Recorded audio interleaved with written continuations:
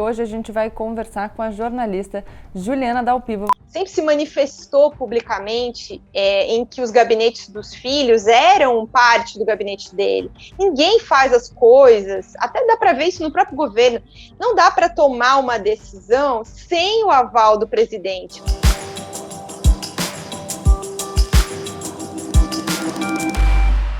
Oi, gente! Como eu sempre digo, a partir de agora, menos emoção e mais razão, se bem que talvez vocês fiquem um tanto emocionados. Aproveita para deixar o seu like, se inscrever no canal e compartilhar esse vídeo com seus amigos, porque hoje a gente vai conversar com a jornalista Juliana Dal Piva. Vocês ouviram falar sobre esse podcast, a vida secreta de Jair Bolsonaro, uns áudios que a gente ainda não tinha escutado, dando mais detalhes sobre o esquema de rachadinha que envolve não só os filhos do Jair, mas o próprio Jair? Pois é, foi a Juliana quem fez esse trabalho e hoje a gente vai conversar com ela. Bem-vinda, Juliana. Obrigada por ter aceitado o meu convite. Obrigada, Gabi. Um prazer estar aqui contigo. Vou começar te perguntando o seguinte: eu ouvi os 4 episódios do seu podcast. Eu sei, aliás, que foi um trabalho conjunto. Você faz questão de citar todas as pessoas que trabalham com você. Então, se você quiser em algum momento ou no final dessa nossa entrevista mencionar essas pessoas também, acho muito legal você dar os créditos. Mas eu ouvi você dizendo o seguinte: nos últimos 2 anos, eu trabalhei basicamente nisso. E às vezes as pessoas vão lá ouvir os 4 episódios do podcast, a gente já vai dar detalhes, alguns spoilers, e a pessoa não tem noção do quanto de trabalho que dá. Então, já que eu estou conversando com você, que é jornalista investigativa, eu queria saber um pouco dessa sua trajetória, do porquê escolher esse assunto e quão difícil foi ficar esses 2 anos mergulhada nessa história. Então, eu acho que, assim, é como se eu tivesse entrado num labirinto, entendeu? E ainda não achei a saída. Porque eu não foi um plano, assim, eu não comecei, assim, eu vou ficar 2 anos investigando a família Bolsonaro e, na verdade, a gente fala muito sobre essa história, é o caso da rachadinha, é o caso Queiroz, e não, sabe? Eu acho que o que é mais importante para quem ouviu o podcast, para quem não ouviu ainda, eu acho que o que tem de mais interessante é entender o quanto isso tudo fala sobre a vida do presidente e sobre várias coisas que se tornaram públicas depois que o caso veio à tona, mas que falam muito dos casamentos dele, dos filhos, das ex-mulheres, do patrimônio. Então, assim, a importância, por que a gente fala tanto disso, sabe, Gabi? Por que esse caso, por que não acabou? Por que tá falando disso ainda? É porque fala sobre a vida dele, e uma vida que, assim, era 30 anos de vida pública, mas que a gente não conhecia muitos desses aspectos de verdade. Ele foi eleito sem que se soubesse, sabe, de muita coisa. Que eu acho que para a gente escolher, né, presidente da República, a gente deveria saber.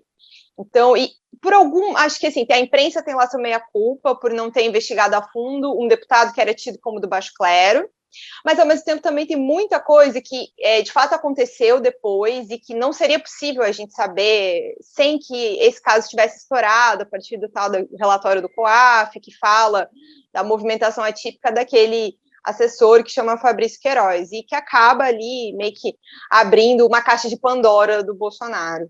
E eu acho interessante que você fale da história do Bolsonaro, de como talvez a imprensa tenha responsabilidade por não ter cavado tão fundo. Eu acho que todo mundo já fez esse exercício de olhar para trás e perceber qual foi a causa da nossa desatenção, né? Porque o Bolsonaro existia ali e ele vai se apresentando como candidato e a gente demora para perceber que ele era um problema real a ser enfrentado.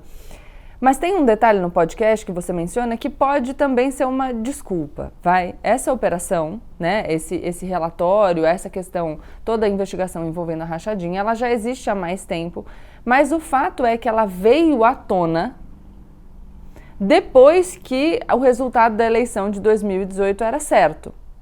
Embora exista um dado, que aliás foi compartilhado pelo Paulo Marinho, de que um delegado da Polícia Federal fez chegar a informação no então deputado estadual Flávio Bolsonaro de que essa operação existia, justamente para ele tomar uma atitude em relação ao Queiroz. Tô certa? Tá, Mas tem alguns aspectos que eu acho que são importantes, até para quem não conhece essa história a fundo, para a gente ter bem certinho assim, os fatos, sabe? O Paulo Marinho deu essa entrevista contando que ele sabia disso no ano passado, uma entrevista para a Mônica Bergamo, né? Só que ele soube disso, segundo a história própria que ele conta, né, da versão dele, em dezembro de 2018, ou seja, o Bolsonaro já estava eleito também, quando o Paulo Marinho soube disso. As únicas pessoas que saberiam disso antes eram da equipe do Flávio, né? 3 assessores do Flávio que o Paulo Marinho aponta como sendo as pessoas que tinham ido na Polícia Federal receber essa informação de alguém. Agora, tem um aspecto sobre essa questão que é importante também, que acho que não sei o quanto as pessoas dominam isso. A chamada Operação Furna da Onça era uma operação para investigar alguns deputados da Alerj dentro da Operação Lava Jato, por desvios de envolvimento nas questões de propina de transporte aqui do Rio de Janeiro. Não era uma operação para investigar rachadinha. É exatamente isso que faz com que esse relatório do COAF, que assim, os procuradores da Operação Lava Jato no Rio de Janeiro, quando viram isso, esse relatório é de janeiro de 2018, aí sim, antes da eleição, ele é encaminhado para o Ministério Público do Estado do Rio de Janeiro, porque isso tem que ser investigado no Estado, você sabe melhor do que eu até. E aí é lá que fica parado. É o Ministério Público do Rio de Janeiro que fica com isso, paradinho, de janeiro de 2018 até dezembro de 2018.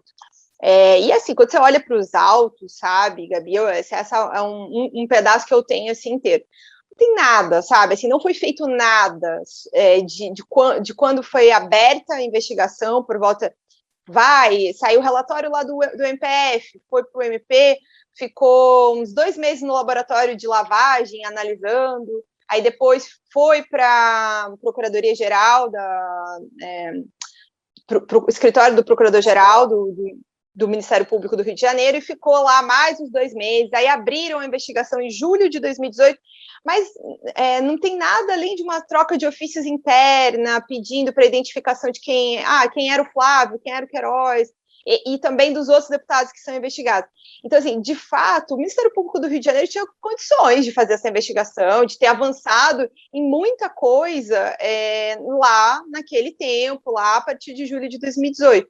E acho que também essa é a grande crítica que se faz, de um modo geral, a esse caso. Tudo anda muito devagar, né? Assim, se estou eu aqui fazendo esse trabalho há mais de 2 anos até agora, também tem a ver com essa lentidão, sabe? Enquanto o Ministério Público estava, em alguns momentos eles trabalharam muito, assim, e levantaram um volume de informação gigantesca, mas ao mesmo tempo também tem muitos momentos de pausa, que você vê que, por que demorou tanto a denúncia do Flávio, desde a prisão do Queiroz, já estava com tudo ali, sabe? Não teve soma de provas, não tinha muito mais o que investigar de junho, quando o Queiroz foi preso, até outubro, quando foi oferecida a denúncia, sabe? Então, assim, quando eu caminho ali, e essa é uma sensação minha e de outros colegas jornalistas, a gente sente que tem sempre uma tensão no ar, sabe? Sabe? Por quê? E por que tem essa tensão no ar? Essa tensão no ar tem porque ele é filho do presidente da República, mas conforme o caso anda, aparece mais alguma coisa que chega perto do presidente, sempre, sabe? Então, assim, quando eu olhei para um volume maior de dados, quando aí já foi oferecida a denúncia do Flávio, ficou muito evidente isso, sabe? O envolvimento das ex-mulheres, de outros parentes, de assessores do próprio Bolsonaro. Essas pessoas aparecem em várias trocas não só de cargos ali entre os gabinetes, mas também nas transações financeiras, compras de imóveis, empréstimos, todo mundo de alguma maneira envolvido com isso. Eu acho interessante você falar da velocidade da operação, porque aí a gente consegue perceber, o pessoal que está aqui assistindo, como o tempo no processo ou na investigação ele pode ser instrumentalizado. para objetivos políticos. Eu não estou dizendo que necessariamente esse foi o caso, mas estou dizendo que isso pode acontecer. Tanto o andamento de um processo pode ser acelerado para produzir resultados antes de uma disputa, por exemplo, quanto ele pode ser atrasado. E outra questão que a gente pode pensar, e que está no podcast, é essa história que conta o Paulo Marinho, que ele ficou sabendo já depois do segundo turno, mas de que o Flávio Bolsonaro teria ficado sabendo dessa investigação entre o primeiro e o segundo turno, portanto, a partir de um vazamento, alguém conta para ele de uma operação ainda não deflagrada, e isso teria dado tempo para ele exonerar o Queiroz e a filha dele, né, nesse breve intervalo. É que assim, tem um erro que geral passa nessa história, é que o Queiroz seria alvo da operação. Não, ele não seria, entendeu? Assim, ele nunca foi, justamente por essa questão de que a rachadinha não era foco. Mas tinha essa informação lá dentro dos documentos gerais da investigação. Então, evidentemente que essa história de, da onde veio esse vazamento? Era alguém que estava com acesso alguém que integrava os órgãos de investigação, aí pode ser nem só a Polícia Federal, como pode ser integrantes do Ministério Público Federal, da própria Receita, que tinham acesso a esse relatório, porque ele era sigiloso e ele estava com os órgãos de investigação que estavam apurando os deputados para preparar a Operação Furna da Onça. E sim, acontece isso, e esse é o dado que eu acho que confirma a informação do vazamento. O Queiroz era um homem de até hoje, de muita confiança da família. Então, eles exonerarem ele, 15 de outubro, ele e a filha, que é a Natália, a personal trainer, que era nomeada no gabinete do presidente, na época, deputado, né, na Câmara dos Deputados.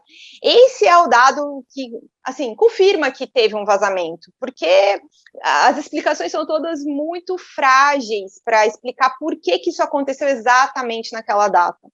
E você falou também das histórias envolvendo toda a família, cada vez mais pessoas envolvidas, principalmente as ex-mulheres do presidente. E aí, eu vou confessar para você que o que mais me chamou a atenção, eu já conheci um pouco a história, foi a virada na chave do empreendedorismo. Eu estou fazendo uma piada, tem bastante ironia aqui, na vida de Jair Bolsonaro, quando ele conhece a segunda mulher dele, a Ana Cristina. Porque, corrija-me se eu estiver errado, você aqui que é a jornalista que investigou isso durante 2 anos, mas até conhecer a Ana Cristina, o Bolsonaro tinha um apartamento ali perto do Maracanã, no Rio de Janeiro, um apartamento pequeno, e uma casa em Mambucaba, né, que é essa casa lá em Angra dos Reis que ele adora. Depois de conhecer a Ana Cristina, e aí nessa época que ele conhece a Ana Cristina, ele já está em Brasília. A Ana Cristina já tinha experiência na Câmara dos Deputados, trabalhava com outro parlamentar, que eu fui inclusive pesquisar quem era o parlamentar, mas foi deputado da Constituinte, pelo PFL, com alguns mandatos, inclusive o filho também na política. Mas aí depois ele conhecer a Ana Cristina, ele descobre uma veia empreendedora, porque ele começa a ampliar muitíssimo o patrimônio dele, correto? Não, assim, a vida dele é antes e depois da Ana Cristina Siqueira Vale. Até então, assim, eles tiveram, enfim, um relacionamento ainda durante o período em que eram casados, né? Nem quero me estender muito nessa questão pessoal, mas, assim, ele se separa da mãe do Flávio, do Carlos e do Eduardo para ficar com a Ana Cristina quando, enfim, ela engravidou do Jair Renan, embora tenha sido lá meio complicado o período inicial do relacionamento deles. E aí, ela e ele juntos, assim, sócios, né? É um relacionamento, é um casamento. Embora eles vivessem em união estável, nunca tenham formalizado esse casamento, mas ela é uma peça-chave para ele, porque até então só ele era deputado. A ex-mulher dele, a Rogéria, né, era vereadora aqui no Rio de Janeiro. Eles brigam, ou seja, ele não tem mais o domínio que ele próprio dizia que tinha sobre o gabinete dela. Então, o que ele faz? Ele coloca os filhos na política. Primeiro, ele coloca o Carlos, com 17 anos, sem nenhuma experiência, para concorrer contra a própria mãe na eleição de 2000. E o Carlos ganha da mãe, tira ela da Câmara de Vereadores, e 2 anos depois, em 2003, o Flávio é eleito deputado pela primeira vez. Ainda também estudante universitário, ele é um pouquinho mais velho que o Carlos, né? Mas todos muito jovens, assim, né? E aí, acontece tudo junto, Gabi. O Bolsonaro o Carlos e o Flávio, ou seja, 3 mandatos, uma média ali de uns 20 assessores em cada gabinete, ou seja, uns 60 assessores, e essa ascensão patrimonial. Porque o Carlos e o Flávio também não tinham nada quando se tornaram parlamentares. Eles eram, enfim, fim da adolescência, estudantes ainda, né? E aí vem tudo isso junto. A Ana se torna chefe de gabinete do Carlos, e uma amiga dela se torna a chefe de gabinete do Flávio, durante um período aí de quase 10 anos, até eles se separarem em 2007 para 2008. E aí que vem. E aí a compra começa também as compras de imóveis em dinheiro vivo, né? Eles compram alguns terrenos, um apartamento em Brasília, eles saem do apartamento do Maracanã e vão morar numa casa na Barra da Tijuca, com piscina, vizinhos do Zico, sabe, assim. Então, ali, sabe, é antes e depois, são 14 imóveis que ele e a Ana compram nesse período, de 98 até 2008. Aí eles separam, brigam na justiça por esse patrimônio, e aí é que o Bolsonaro perde muito do patrimônio dele, porque eles fazem um acordo e ela fica com a maioria dos bens, ela fica com 2/3 do total dos bens deles, né? Senão o Bolsonaro hoje teria um patrimônio bem maior.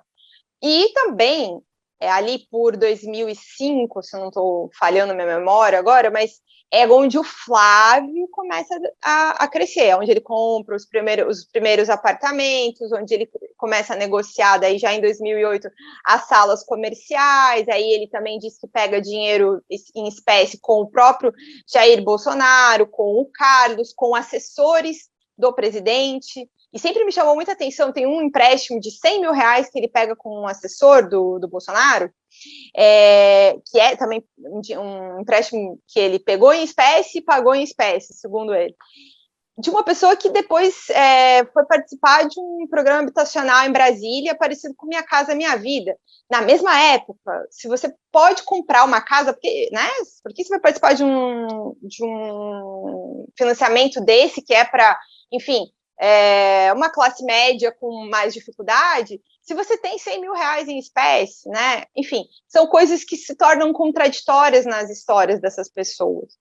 E um dado que eu achei interessante que você traz é que muitas das transações desses 14 imóveis, e eu sei também que tem uma história envolvendo joias, mas aí deixa para o pessoal ouvir lá no podcast, tem um cofre aí, uma investigação que nunca acabou, mas enfim. Enfim, muitas dessas transações para aquisição de imóveis são feitas em dinheiro vivo, como você pontuou. E aí talvez para o pessoal que não esteja muito habituado no que consiste a rachadinha, né? Mas basicamente você ou contrata alguém para fazer um trabalho no seu gabinete e pede para essa pessoa devolver parte do seu trabalho, ou você sequer traz essa pessoa para trabalhar no seu gabinete, né? Que é o funcionário fantasma. E aí, enfim, para quem conhece um pouco da carreira do Jair Bolsonaro como político, considerando que ele não fazia nada mesmo como parlamentar, nem espanta muito que não tivesse assessores trabalhando, que os assessores também não trabalhassem, mas só um comentário. Então, esses assessores contratados, com o dinheiro que vem da administração pública, e, portanto, dinheiro do contribuinte, não dinheiro do Jair Bolsonaro como particular, ele transfere esse dinheiro simbolicamente para o assessor para, na verdade, pegar uma parte desse dinheiro de volta. E justamente por ele não poder dizer claramente que ele vai pegar parte desse dinheiro de volta, porque o dinheiro não é dele, ele não pode dispor do dinheiro do contribuinte, é que essa transação precisa ser feita em dinheiro, para ela não deixar rastro. Então, é daí que surge o incômodo ou a necessidade de um esclarecimento, né? Porque por que fazer transações em dinheiro se, no geral, e aqui as pessoas que me assistem podem fazer um juízo sobre a própria vida, a gente não compra imóvel em dinheiro vivo, né?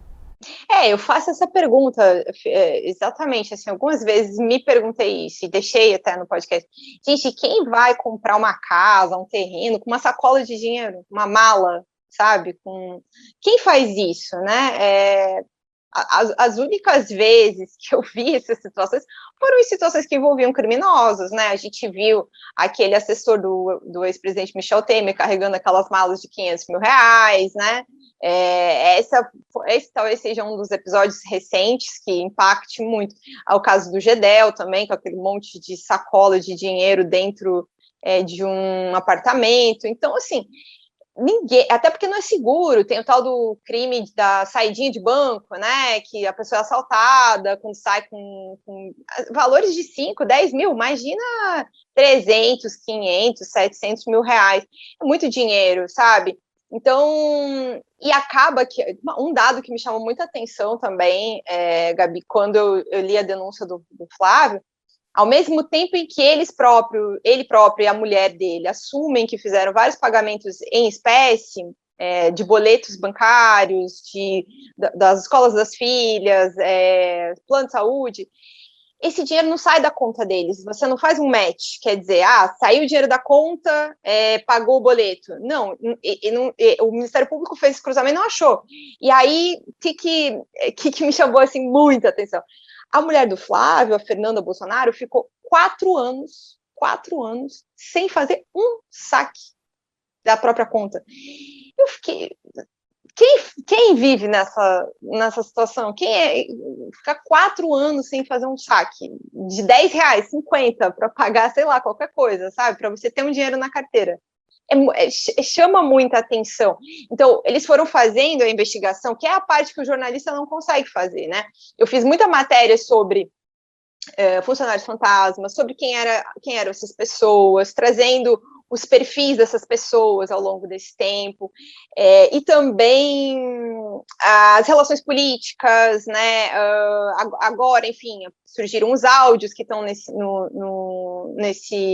no podcast. Eu já tinha feito uma sobre um áudio do Queiroz, em que ele falava sobre a influência política. Ele pedia, tinham 500 cargos no Congresso que podiam ser usados para nomeação, sem fazer menção à família Bolsonaro, mas essa coisa de acompanhar, né, o follow the money, acompanhar o dinheiro, realmente precisa ser feita pelo Ministério Público, né, após quebra de sigilo.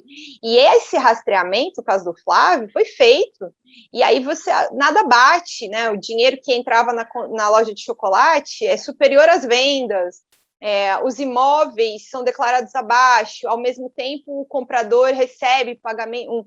Teve um caso de 2 apartamentos que, no mesmo dia em que eles botaram na escritura, no cartório, que venderam por cerca de 200 e poucos mil, o comprador depositou 640 mil reais em dinheiro vivo, tiveram que chamar, ficou tudo registrado no banco, máquina para contar o dinheiro. Então, assim, que é um volume muito alto, né? Então, assim, ficou muito rastro, vestígio, prova, sabe? Porque também, quando tudo isso foi feito, voltamos, eles eram o baixo clero, ninguém estava de olho neles, né? Então, acho que a gente que cobre política no Brasil está acostumado a ver parlamentares ou, enfim, políticos de modo geral se prepararem uma biografia pública para concorrerem à presidência, o que não é o caso do presidente Jair Bolsonaro, né? Aconteceu a candidatura do presidente Jair Bolsonaro. E aí, enfim, ficou esse passado, que agora que a gente pode saber. E sabe o que eu estava aqui pensando? Enfim, você fala dessas dificuldades da investigação que você não consegue fazer, né? E aí, no fim do podcast, você até diz, eu nem sei se isso vai dar em alguma coisa. Penso eu que juridicamente falando, eu não sei se isso vai ter uma consequência jurídica. Mas conhecer essa história, e inclusive conhecer as pontas soltas dessa história, é importante para que as pessoas, na condição de eleitoras, possam fazer um melhor juízo sobre o seu voto.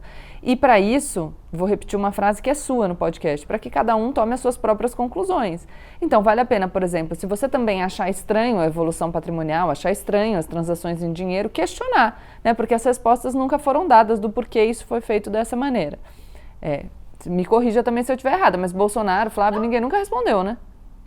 Especificamente, as coisas mais sensíveis não, né? Assim, eventualmente o presidente não responde, né? Só a questão dos cheques lá atrás, aquele conjunto inicial de cheques que se soube que tinha depositado do Queiroz para a primeira-dama, o presidente alegou na época que tinha sido um empréstimo. E ele até se antecipou, porque apareceu no relatório do COAF 24 mil. Aí ele se antecipou e falou, não, é mais que isso, é 40 mil, e foi um empréstimo. Aí as pessoas perguntam, tem um comprovante? E ele fica irritado, ele nunca quer responder. Vai ter que querer, você quer um comprovante? Sabe, ele deu algumas entrevistas naquele cercadinho lá reclamando disso. Como se não fosse plausível a gente perguntar se ele tem um comprovante. E aí quando veio à tona, por uma reportagem de um colega que chama Fábio Serapião, que está trabalhando na Folha, mas na época estava trabalhando na revista Cruzoé, ano passado, surgiram mais, são 89 mil, né? São mais cheques, inclusive da mulher do Queiroz.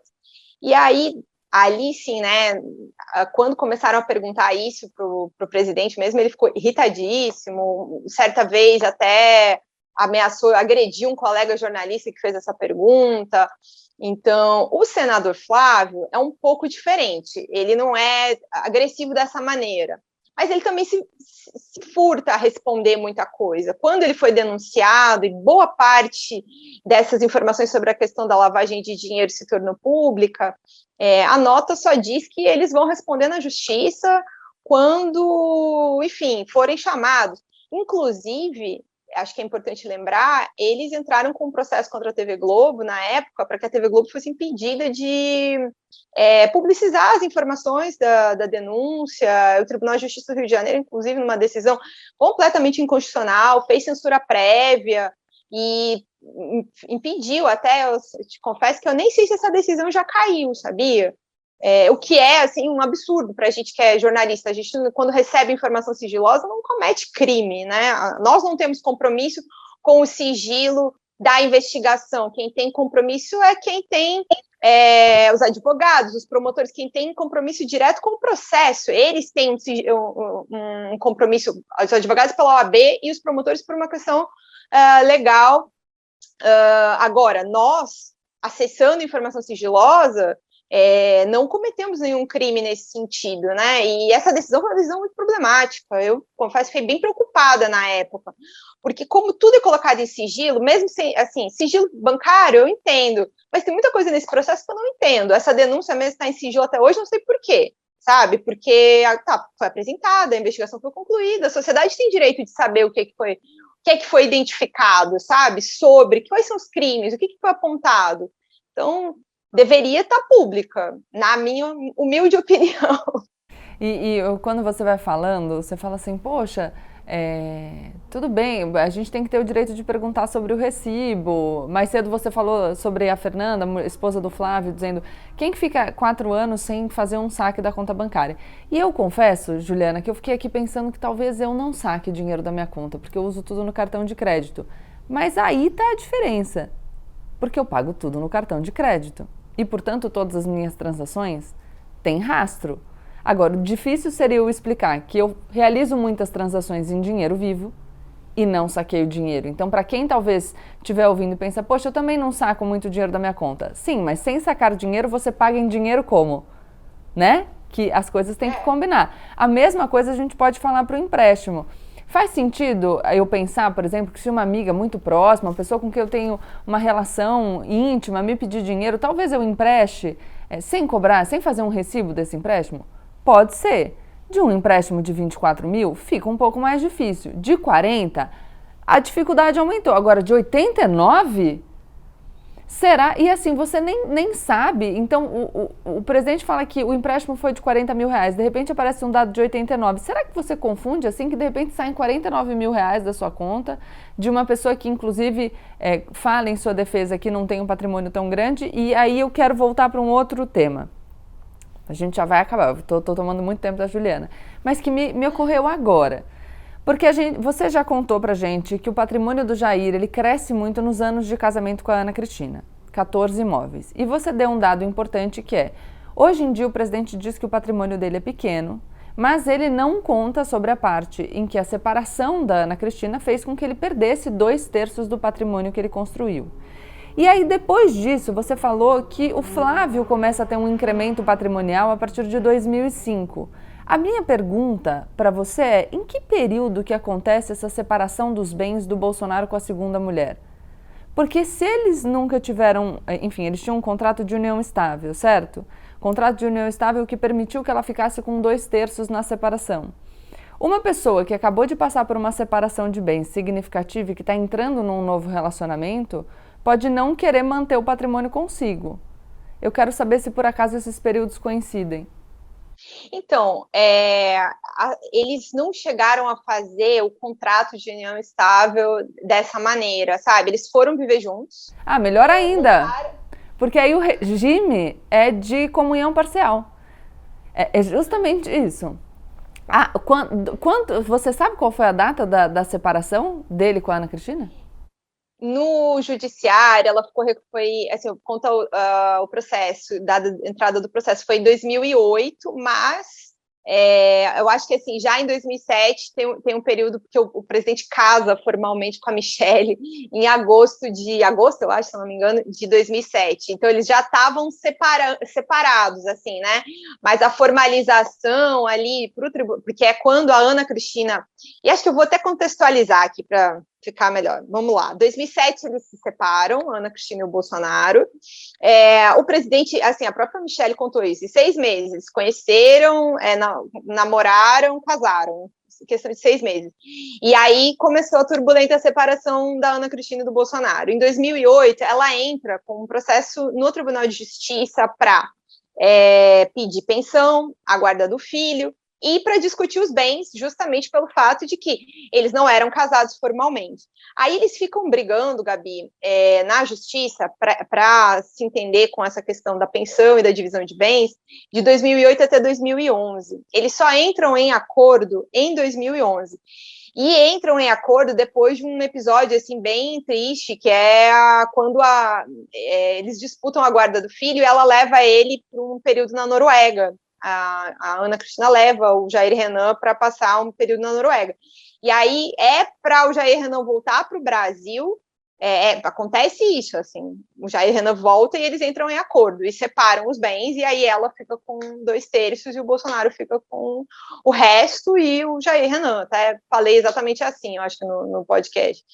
E causou muito trauma, assim, sabe? Ali tem muitos relatos de que foi traumático todo esse episódio, sabe?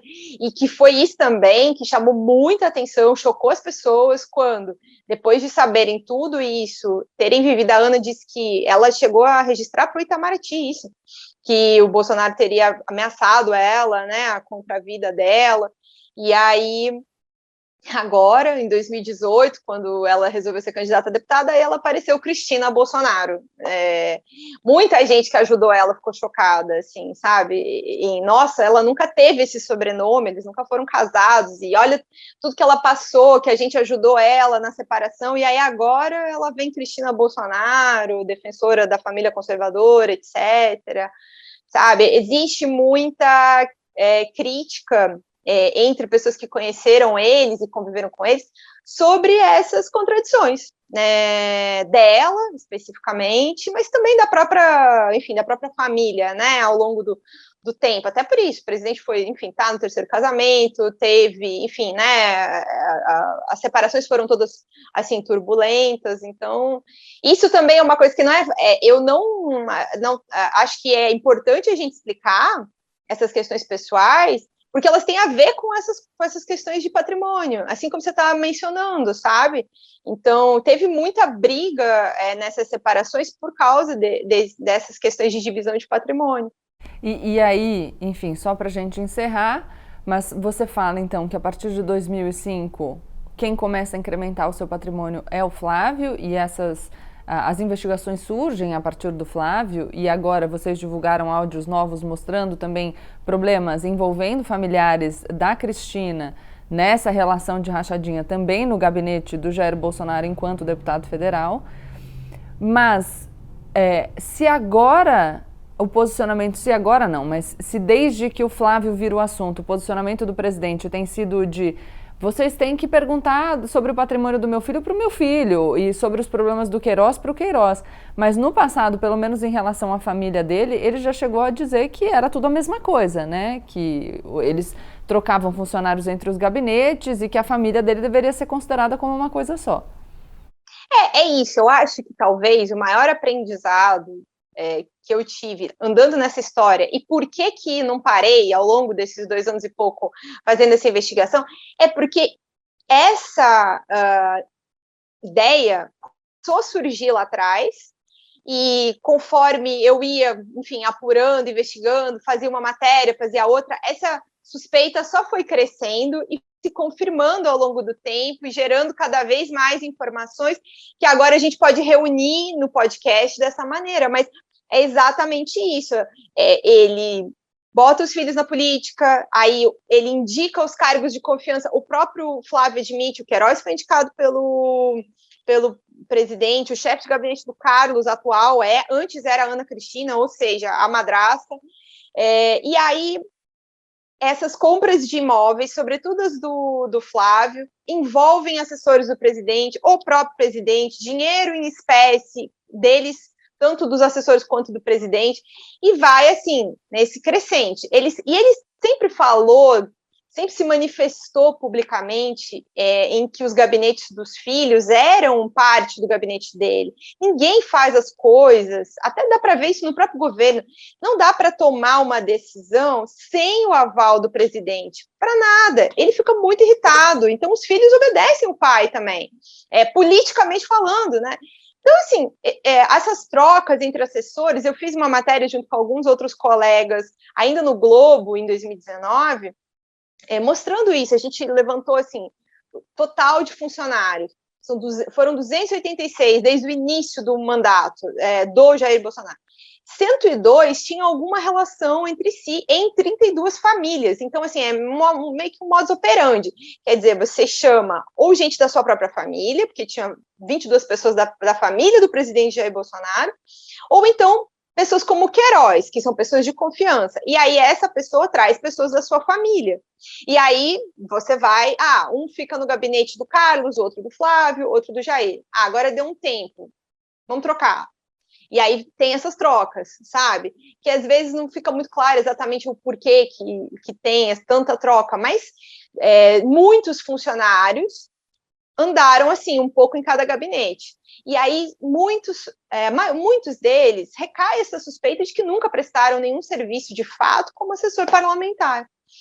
Então, enfim, tudo realmente agora, eu me sinto até bem mais segura para dizer isso. É tudo muito conectado, tá tudo muito junto, é tudo uma coisa só, sabe? É por isso que essa história incomoda tanto a família Bolsonaro.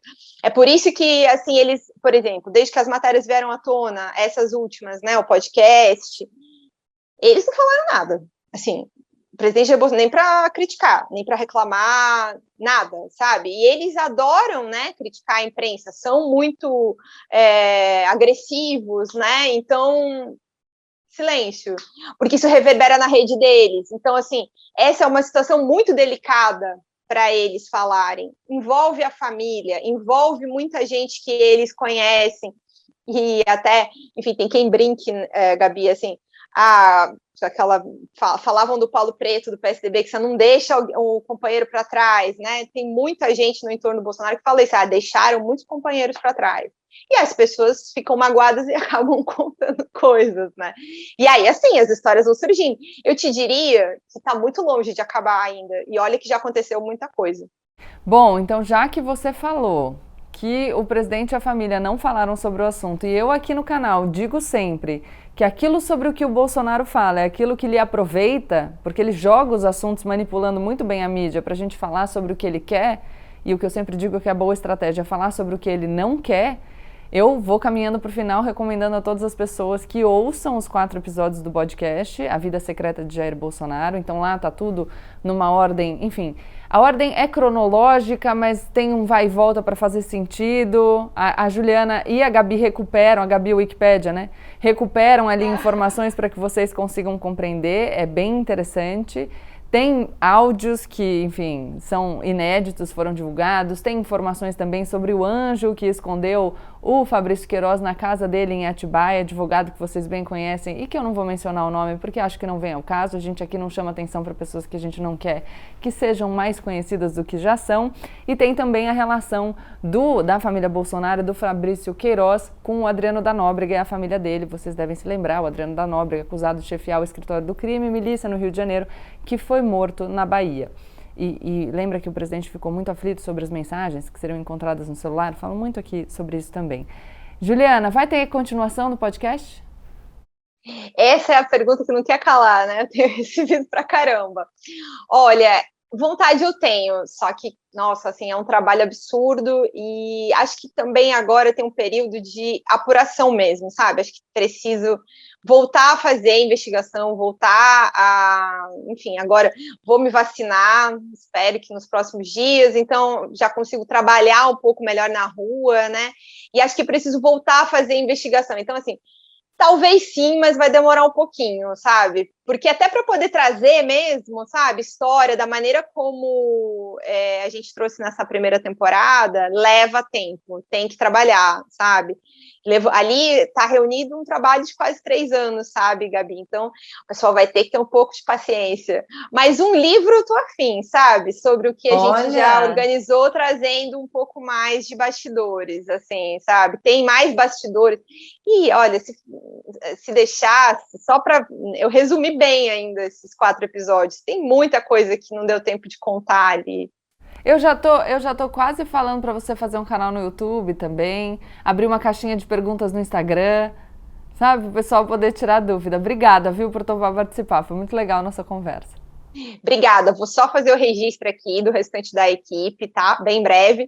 Então, você falou da Gabi, pessoa que narra comigo, ajuda a explicar os personagens. Tem a Juliana Carpanês, que foi a nossa coordenadora de podcasts.